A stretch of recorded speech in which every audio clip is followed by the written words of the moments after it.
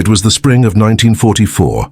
The skies over the Balkans were thick with smoke, thunder, and fear. Allied bombers roared overhead, their targets deep inside Axis-controlled Europe. Among them flew one of America's most feared machines, the B-24 Liberator, a symbol of air power, strength, and near invincibility. Its crews believed it was unstoppable, that nothing could bring it down. But over the rugged mountains of Serbia, fate and courage would prove otherwise. The people below weren't soldiers of a great empire. They weren't equipped with radar, anti-aircraft batteries, or fighter planes.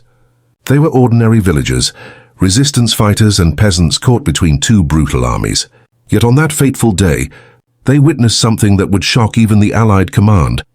A fortress of the skies falling to the earth in flames. This is the story of the bomber that was never supposed to be shot down, and the Serbian hands that brought it to its end. What began as another routine bombing run soon turned into a desperate struggle for survival, for both sides.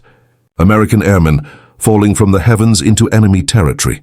Serbian resistance fighters torn between aiding them or hiding from German patrols. And a mission that revealed the raw human cost behind the glory of the air war. From the courage of the pilots to the silent bravery of the villagers, this is a tale of loyalty, survival, and unexpected brotherhood, forged in the chaos of World War II. In the early months of 1944, the Allied air campaign over Europe had reached a point of relentless intensity. From the skies above France to the oil fields of Ploiești in Romania, Allied bombers ruled the daylight hours with deafening dominance. Every day, hundreds of silver aircraft cut through the clouds, their engines roaring like thunder, their shadows darkening the towns below. Among them, one machine came to symbolize the industrial might and confidence of the United States, the consolidated B-24 Liberator. Sleek, powerful, and heavily armed, it was more than an aircraft.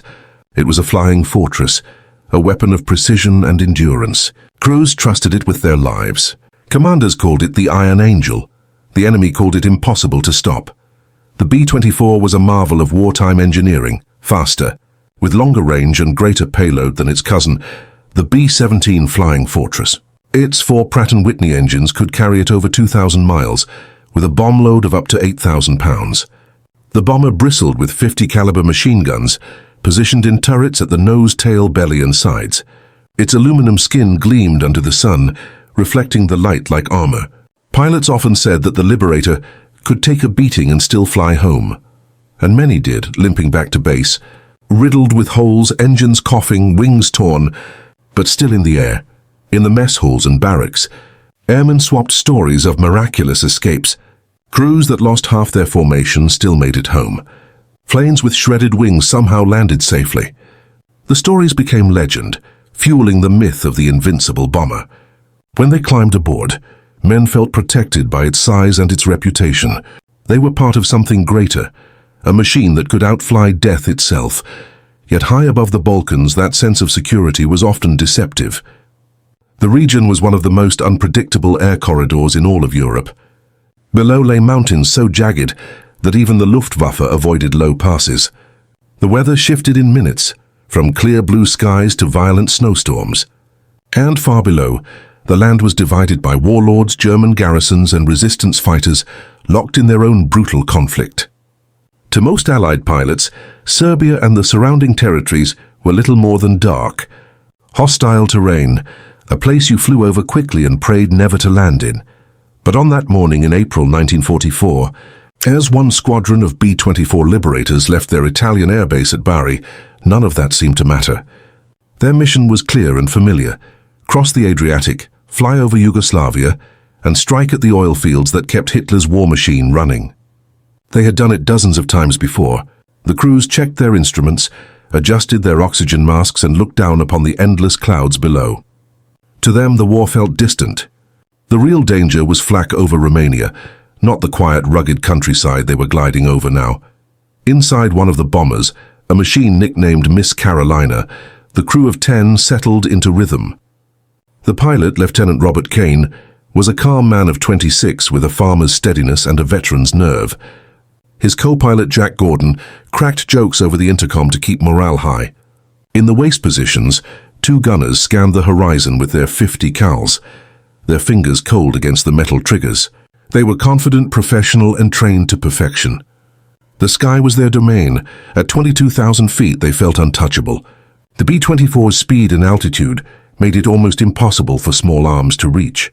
The Germans could only rely on flak, the dreaded black puffs of anti-aircraft shells that exploded around bomber formations. But over Serbia, few believed such threats existed. The land below was a backwater, a place of villages, forests, and forgotten battles. There was no reason to fear it.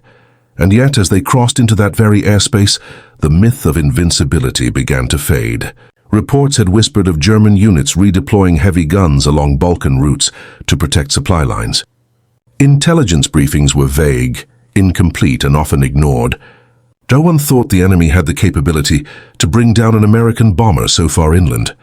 Even if they did, the odds of hitting one were slim, less than 1 in 1,000. Still, Lieutenant Kane's crew noticed something odd.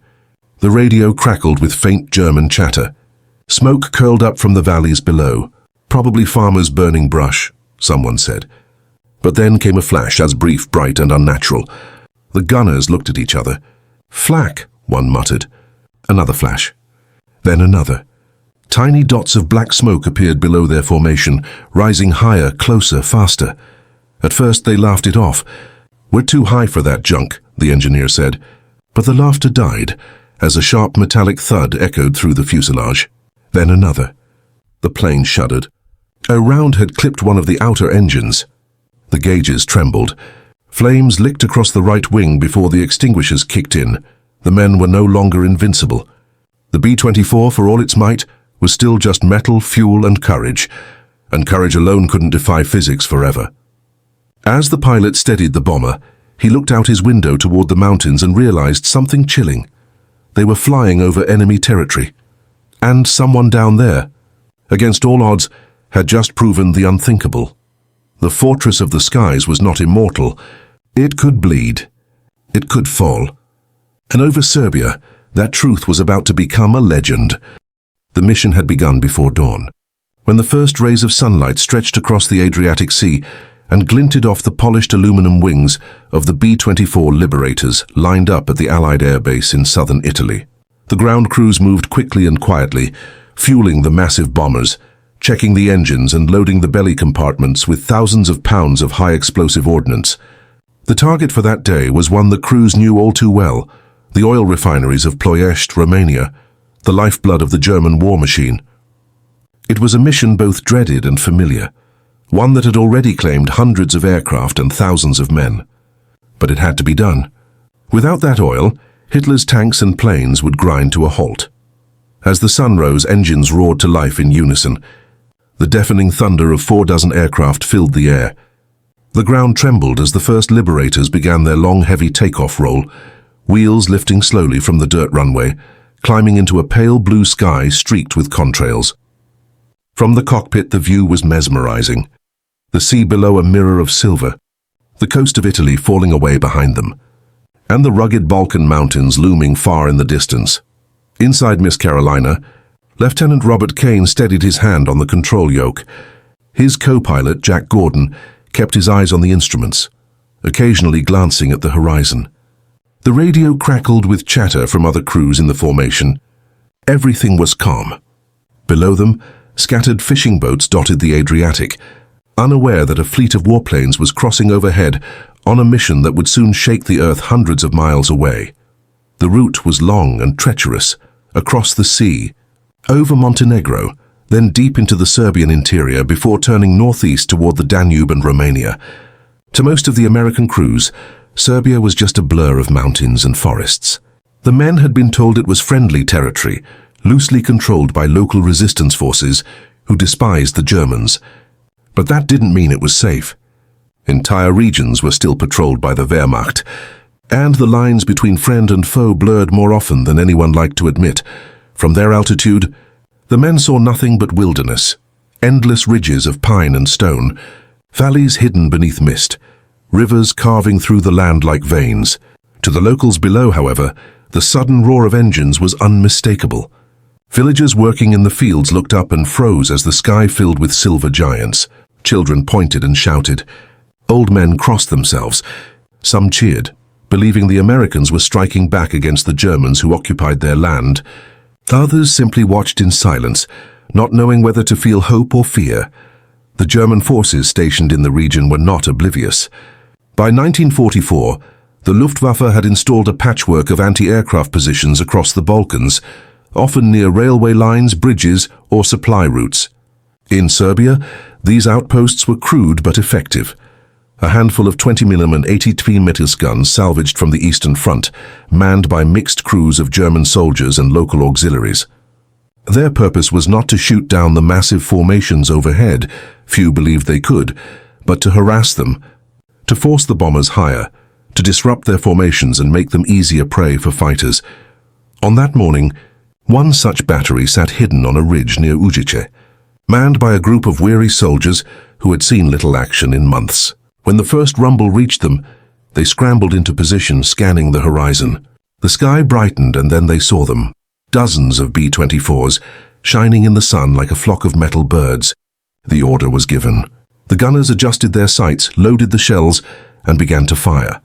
The first rounds burst far below the formation, harmless clouds of smoke against the blue. But each volley crept closer. The Germans had learned through bitter experience to lead their targets, to fire not at where the bombers were, but where they would be. One by one, black bursts blossomed higher and closer, until they surrounded the formation. The airmen in Miss Carolina saw it too, dark puffs expanding below, the dull thuds echoing even through the thick fuselage. Kane adjusted his course slightly, maintaining formation. "Flak's light," he muttered over the intercom, trying to sound casual. But his engineer, peering through the side window, saw the pattern shifting. "They're walking it up," he said. The pilot didn't respond. His eyes were locked on the instruments, hands steady, mind focused. The key was to stay in formation, to hold the line no matter what. Below, in a small village nestled between the hills, locals stopped to watch as the sky erupted with smoke. Some thought the Germans were firing at ghosts. Others realized what was happening. A few of the younger men, members of the Chetnik resistance, hurried toward the ridges, curious to see the impossible, Allied bombers under attack above their homeland. And then in one instant the impossible happened. A single flash, brighter than the sun, streaked across the formation. An explosion rocked Miss Carolina's right wing. The plane jolted violently. Instruments flickered, alarms blared, and flames shot from the engine housing. Shrapnel tore through the fuselage, wounding the radio operator and killing the tail gunner instantly. In the chaos, Kane's voice cut through the noise. "We've been hit. Engine 3's gone." The men scrambled to contain the fire, but the Liberator began to lose altitude. They were over Serbia now, over a land no one in the crew had ever seen, and gravity was pulling them straight into it. Below, the villagers saw the massive aircraft falter, smoke trailing behind it like a wounded bird. The gunners on the ridge cheered. Others watched in horror as the shining machine began its slow, spiraling descent, proof that even the giants of the sky could fall. The myth of the unbreakable Liberator had just met the hard truth of war. The first explosion tore through the morning calm like the sound of thunder splitting the sky. In an instant, the steady hum of the engines aboard Miss Carolina became a deafening chaos of alarms, shouting and tearing metal. The Liberator jolted violently as a shell from the German battery below found its mark. The aircraft shuddered under the impact, the fuselage trembling as if gripped by an invisible hand.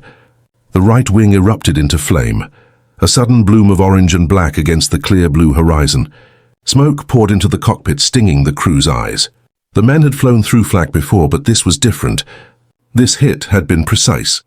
Too precise. Lieutenant Kane's instincts took over. His hands gripped the control yoke, wrestling to keep the bomber steady as the alarm screamed. The intercom crackled with confusion. "We're hit!" shouted the engineer. "Fuel tank's gone. We're losing pressure." The pilot's heart raced, but his voice remained calm. "Feather engine 3. Cut the fuel line. Get the extinguisher on it now." Behind him, the co-pilot Jack Gordon fought to adjust the throttles. His knuckles white, sweat dripping down his forehead. The smell of burning fuel filled the cabin. The right wing was engulfed, and every second brought the fire closer to the bomb bay. If the flames reached the payload, there wouldn't be a trace of Miss Carolina left in the sky. The crew worked frantically. One man spraying the fire suppressor through the hatch, another sealing the damaged fuel line with whatever he could grab. The Liberator was still flying, but barely. From the ground, the people of Western Serbia watched in stunned silence. They had seen hundreds of bombers pass overhead in perfect formation, distant, untouchable, symbols of a war far above their reach. But now one of those titans was falling apart before their eyes. A plume of black smoke stretched across the sky, twisting as the aircraft struggled to stay level. The rumble of its engines turned uneven, sputtering like a dying heartbeat. In the German observation post, the gunners shouted in triumph. Their officer barked new orders, and another volley of shells filled the air. The flak bursts climbed higher, surrounding the wounded bomber. Inside, the gunners at their positions returned fire in blind desperation, their tracers streaking uselessly into the sky. "They've got our range," yelled the tail gunner, but his words were swallowed by the roar of the wind and the screams of the engines. Kane tried to climb, pulling the yoke back with all his strength, but the Liberator refused to respond. The right wing had lost lift. The plane tilted sharply, sending loose equipment tumbling through the cabin. The bombardier, Sergeant Lewis, braced himself against the bulkhead and shouted, "We're gonna roll." Kane countered with opposite rudder, fighting the spin, but he could feel the controls growing sluggish. The plane was bleeding altitude fast, 10,000 feet. 8,000, 6, prepare to bail, Kane finally ordered, his voice cracking through the intercom. The words sent a chill through every man aboard. They had trained for this, but no amount of preparation could make it easier. The crew scrambled for their parachutes, fastening the straps with shaking hands. The fire was spreading, licking down the fuselage, the heat unbearable. At 5,000 feet, the right wing gave a final groan, a metallic shriek that echoed through the airframe, and then it snapped. The entire section tore away, sending the plane into a violent spin. Inside, chaos reigned. Men were thrown against the walls, instruments shattered, and the world became a blur of smoke and screams. Kane tried one last time to steady her, but the controls were dead. "Jump, jump now," he yelled. One by one, the men leapt into the void. The roar of the wind swallowed everything. The first out was the bombardier, followed by the engineer and the radio operator. Each vanished into the open air, their parachutes blooming seconds later like white flowers against the blue. The co-pilot hesitated, glancing back at Kane, still gripping the yoke. "Go!" the pilot shouted. "That's an order." Jack nodded, his face pale but resolute. He turned, took a breath, and leapt. Kane stayed only a moment longer, long enough to make sure the last man was clear. Then, with the flames consuming the cockpit, he followed. From the ground, the villagers saw the tiny figures descending through the smoke, drifting toward the forests below. A moment later, the great bomber, once so powerful, so majestic, broke apart in mid-air. The sound of its final explosion rolled through the valleys like distant thunder. Pieces of the Liberator rained down, crashing into the hillsides, scattering across fields and rivers. For the men below, it was a sight they would never forget. The invincible machine, the fortress of the skies, had fallen. The Germans on the ridge cheered, convinced they had achieved the impossible. But among the Serbian villagers watching in awe and sorrow, there was no celebration. They saw not a victory, but tragedy. Men falling from heaven, far from home, into a land already soaked with war. In that instant, the myth of the unbreakable B-24 shattered like the aircraft itself. High above the rugged hills of Serbia, one lucky shot had changed everything. The Liberator was mortal after all. The moment Lieutenant Kane's boots hit the ground, the world went silent except for the rush of his heartbeat. He lay still for a moment, gasping, his parachute tangled around the branches of a small oak. The smoke from the burning wreckage still hung in the air, carried by the wind that swept through the Serbian hills. The roar of engines was gone, the sound of war replaced by the quiet hum of insects and the distant cry of crows. When he finally gathered his strength and looked around, he realized he was completely alone. The rest of his crew, the men he had flown beside for months, were scattered somewhere across the valleys below, each one fighting his own private battle for survival. Above him, pieces of Miss Carolina still fell from the sky, shards of aluminum fluttering down like silver leaves. The fireball that marked the plane's end smoldered in the distance, black smoke curling into the heavens. Somewhere out there, German patrols were already moving. Kane knew that once the wreckage was spotted, the search would begin. Parachutes would be visible for miles against the open fields, and any captured airman would be treated not as a hero, but as an enemy. He cut himself free from the chute, rolled it into a bundle and buried it under a fallen log. Then he listened. The countryside seemed peaceful, almost indifferent to his presence. The faint rustle of the trees, the bleating of distant goats, the murmur of a nearby stream. Yet beneath that quiet lay danger. The entire region was occupied by German forces, and the Wehrmacht's network of informants was wide. If he stumbled upon the wrong village, it would be the end. Elsewhere, the other survivors were experiencing the same desperate awakening. Sergeant Lewis, the bombardier, landed in a rocky ravine, twisting his ankle upon impact. He tore off his parachute and crawled under a thicket of brush as German trucks rumbled faintly in the distance. The radio operator, Private Harris, landed in a wheat field and immediately spotted two figures approaching from the edge of the forest. He froze, expecting soldiers, but the figures were unarmed. Peasants dressed in ragged clothing carrying baskets. One of them, an old man with a grey beard, pointed at Harris's uniform and said something in a language the American couldn't understand. The old man motioned frantically, gesturing for him to follow. Harris hesitated, but the urgency in the man's eyes left no doubt. He followed, limping behind as they led him into the trees. Within an hour, the first German patrols arrived near the crash site. They found the wreckage smoldering, scattered across the hillside, and began combing the area for survivors. The local villagers watched from afar, careful to appear indifferent. They had seen what happened to anyone caught helping the enemy. Entire families executed, homes burned to ash. Yet deep inside, sympathy stirred. These were not Germans falling from the sky. These were Americans, men who fought against the same tyranny that had crushed their land for years. Lieutenant Kane, meanwhile, had stumbled upon a narrow footpath leading deeper into the forest. His flight suit was torn, his oxygen mask still hanging around his neck. Every step sent a sharp pain through his leg, but he pushed on, guided by instinct. Eventually he reached a clearing where a small cottage stood. Stone walls, thatched roof, smoke rising from a chimney. He approached cautiously, but before he could knock, the door creaked open. A woman appeared, middle-aged, her face lined by hard years but her eyes alert. She didn't scream or run. She simply looked at him, his uniform, his exhaustion, and made a quiet motion for him to come inside. Inside the cottage, two children stared wide-eyed as she handed him a cup of water. She spoke softly, using broken German, the only language they could share. He caught a few words: pilot, danger, Germans. She pointed toward the hills and drew her finger across her throat, a warning. Then, in an act that defied every law of the occupation, she handed him a rough wool cloak and gestured for him to hide in the cellar. Kane hesitated only a moment before obeying. The trapdoor closed above him, plunging him into darkness. Moments later he heard boots outside. German voices. They were searching house by house. For the next several hours, he waited in silence as the soldiers moved through the village. Every creak of the floorboards above felt like a hammer against his chest. Then nothing. Just the faint sound of the woman's footsteps returning. She lifted the door, whispered a single word: safe.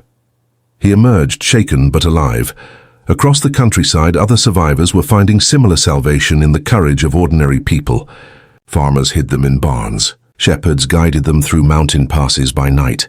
In villages burned by German reprisal, the people still risked everything to save men they could barely communicate with, strangers whose only common language was the shared hope that the war would end. For the downed airmen, survival was no longer about flight paths or strategy. It was about trust. Trust in the kindness of those they had never met. And for the Serbs who helped them, it was about defiance, a quiet, unspoken resistance against the occupiers who had taken everything. As night fell over the hills, Kane looked up at the faint glow on the horizon where his bomber had burned. 10 men had flown into that sky. Now only a few were left, scattered across an unknown land. And as he listened to the distant howl of dogs and the low hum of engines on the wind, he realized that his war, the war he thought was fought in the air, had only just begun on the ground. When dawn broke over the mountains, the mist clung to the valleys like a veil. The wreckage of Miss Carolina still smoked faintly in the distance, but the hunt for her crew had already begun. German patrols spread out in all directions, moving methodically through villages and farmsteads. They questioned locals, inspected barns, and left threats in their wake. For every villager who helped an Allied pilot, the punishment was death, not only for the guilty but often for the entire family.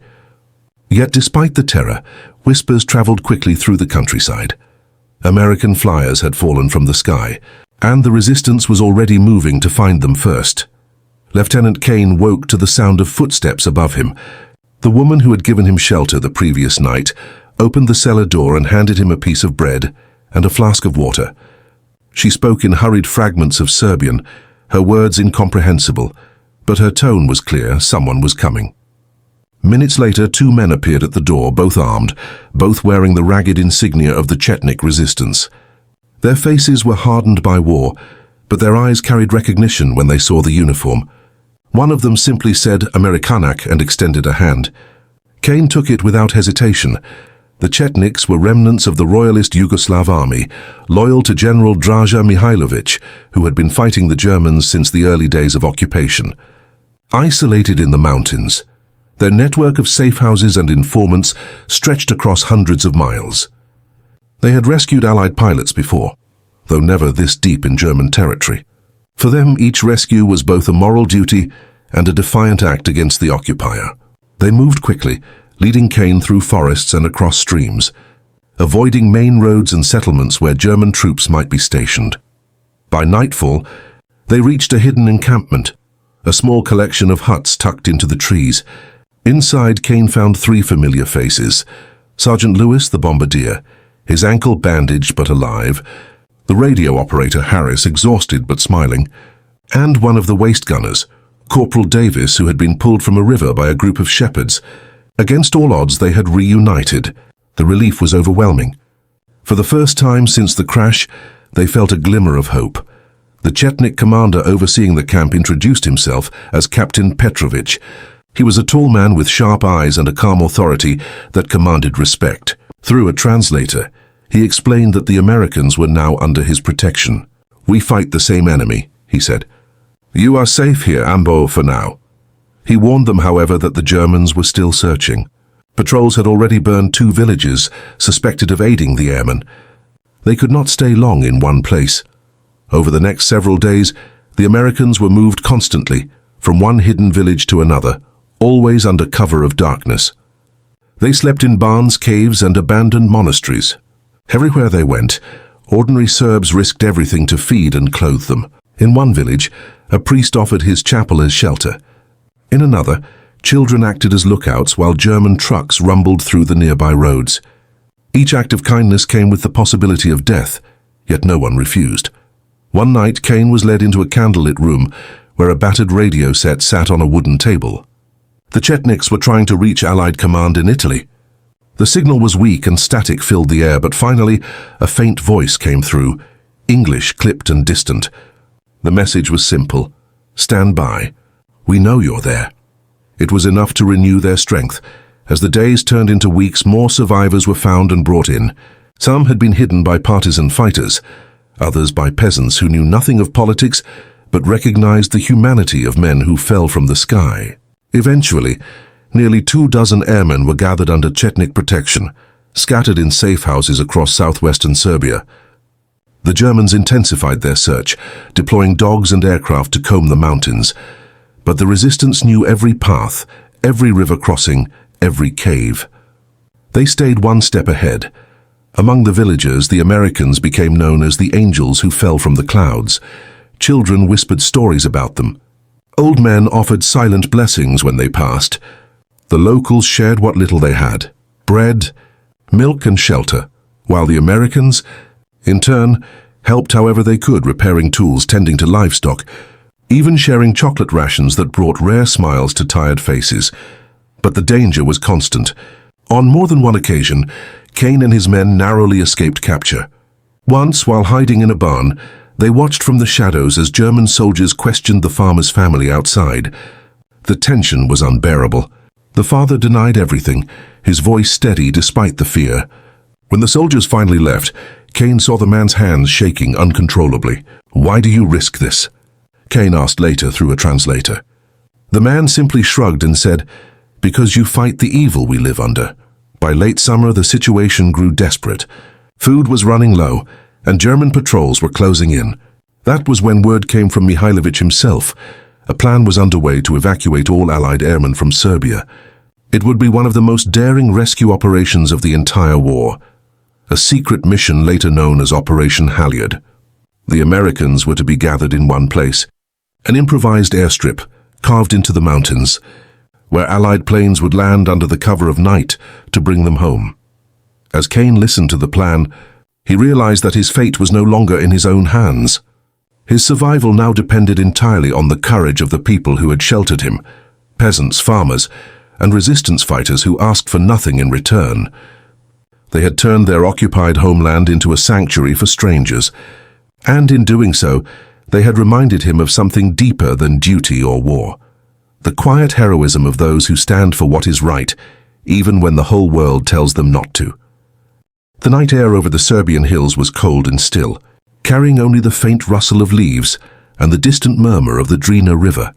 1,000 stars hung over the mountains, brighter than any city light the Americans had ever seen. For Lieutenant Kane and the others, this night was unlike any they had known before. It wasn't the roar of engines or the flash of flak that filled their minds now, but something quieter, the knowledge that after months in hiding, their ordeal might finally be coming to an end. The Chetnik resistance had done the impossible. Against all odds, they had built an airstrip, a hidden runway carved out of the earth by the hands of farmers, shepherds, and soldiers. It was narrow, uneven, and dangerously short, but it would have to do. The Allies were coming. Word had spread across the villages like wildfire. The Americans were going home. For weeks, the locals had carried shovels and picks up into the hills, working by moonlight to level the field. Women brought food and water. Children gathered rocks to mark the runway's edge. No one spoke openly of what they were doing, for German patrols still roamed the valleys. If the airstrip was discovered, it would mean execution for everyone involved. But no one faltered. They were building something greater than a strip of dirt. They were building a bridge between occupied Serbia and freedom itself. When the first distant hum of engines reached the valley, the men and women froze where they stood. Then came another and another, the rhythmic drone of twin-engined C-47 transport planes flying low over the mountains. Kane's heart pounded. He hadn't heard that sound since Miss Carolina had fallen from the sky. Now it was salvation approaching through the darkness. Flares were lit at the edges of the makeshift runway, their glow flickering against the trees. The first C-47 came in fast, descending lower and lower until its wheels scraped the earth. The pilots had only seconds to touch down. Dust exploded in their wake as the plane bounced, steadied, and rolled to a halt. The ramp opened before the engines even stopped spinning. A crewman leaned out, waving frantically. "Move, move, let's go." Kane and his men, escorted by their Serbian protectors, rushed forward.